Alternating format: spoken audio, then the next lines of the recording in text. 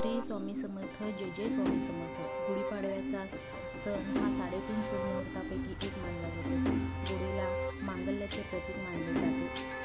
गुढीपाडव्याचा सण आता उभारा रे गुढी, नव्या वर्षाच दिन सोडा मनातली आढी. गेलं साली गेली आढी, आता पाडवा पाडवा, तुम्ही येरा येरा बरी, लोभ वाढवा वाढवा. गुढीपाडव्याचा सण आता उभारा रे गुढी, नव्या वर्षाच दिन सोडा मनातली आढी.